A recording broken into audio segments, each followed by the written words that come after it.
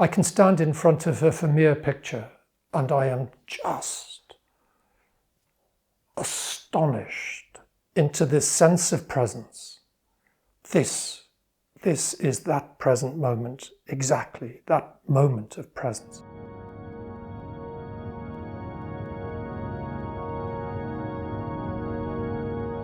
So I'd like to talk about beauty and its place in the journey to awakening. For me personally, beauty's been a major part of the trip. It really has. And I respond to beauty and I find it affects me and changes the way I experience, the way I see, the way I feel, in many different ways. So I respond to beauty in art, especially for me personally. Pictorial art is very important. I really love looking at pictures, and that's a huge part of my spiritual life, you might say. Another really important aspect for me is nature. Natural beauty is hugely valuable, I find, in connecting me with what really matters, in changing my mode of mind, in opening my senses, and opening me to a sense of connectedness with the environment that I'm in. In the presence of beauty, I find myself changed.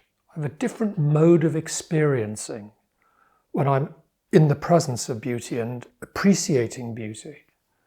I guess what happens is the ordinary processes of self-concern, self-preoccupation and selfing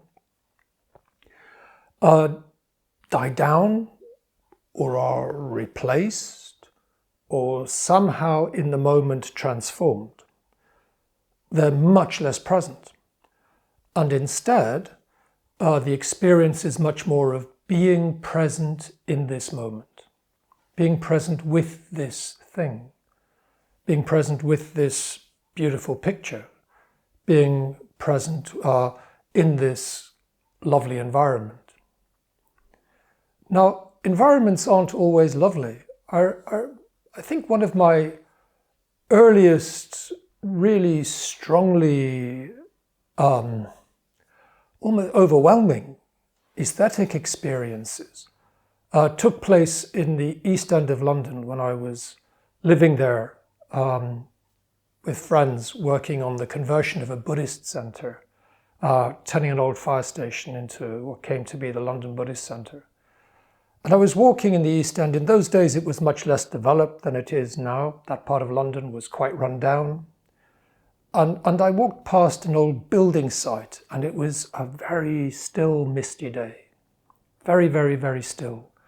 And there was a thick mist, I guess probably the equivalent of a London fog. I mean, the old Dickensian London fogs are gone, but sometimes fog comes.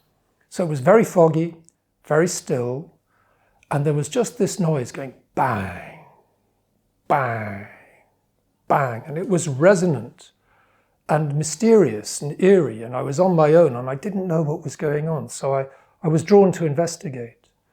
And what I found was an old corrugated iron sheet, part of the fencing around this building site, and it was just banging in the wind repeatedly.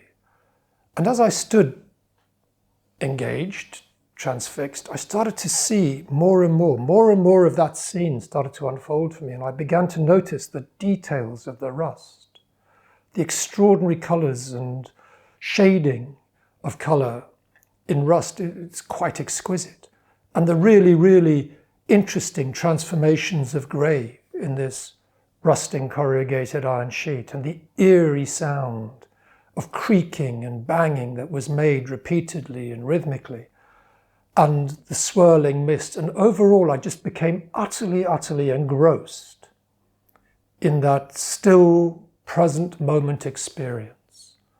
So it wasn't anything that ordinarily one would call beautiful. But for me, in that moment, it was an occasion of transcendent beauty. It left me completely aghast. I'd not before known that it was possible to be that absorbed, that taken with a configuration of experience. What was going on was all that could or should or needed to be going on in that moment. It was a moment of absolute completeness, of real wonder and beauty, really awesome beauty in the absolutely mundane and everyday. So that kind of beauty is there always for us, at all times, and in a way, even in all places. When you really, really stop, open your senses, stay present and look, something else happens. These days, I find when I've been on a retreat and doing much more meditation practice than usual, I come back home in a more absorbed state, in a more one-pointed state, and more settled and calmed. And what I find generally is that trees can reconnect me with the feelings that I had on the retreat. Not so much the recollected feelings, but by contemplating trees in the moment, I'm projected again into a place of completeness. These majestic creatures that are just going about their awesome business, their awe-inspiring business, huge, towering, and breathing, transforming, changing carbon dioxide into oxygen, creating carbon, making wood, breathing in through their leaves, doing chlorophyll creation, doing the things that they do, magically creating, connecting with the fungal network under their roots and magically connecting with each other in some mysterious way, but nonetheless, just sort of evident of life, and so much bigger and more extraordinary than anything currently present. So I can reconnect with that. And yet there's something in their essence which, even apart from all of these ideas and theories and knowledge, the simple treeness of trees is extraordinary. And the same is true of all other parts of life. The birds, the grasses, the flowers, the insects, wherever you look, there is amazement going on. Something extraordinary, unbelievable, unfolding, complex, wonderful, beautiful. So beauty is there all the time to be apprehended and appreciated.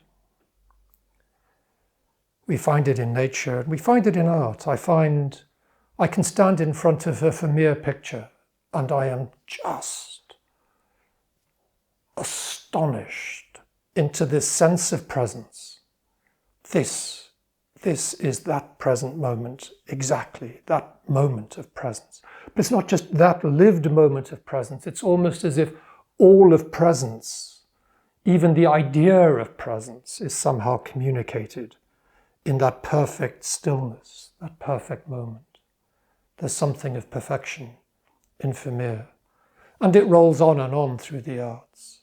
These days I still find this with David Hockney, who's telling us, this is how to see, this is what's going on, this is what's going on, look, this is what's happening now, be here, look now, this is it. And we do this not just because it takes us further along that journey, but just because it's so good in itself.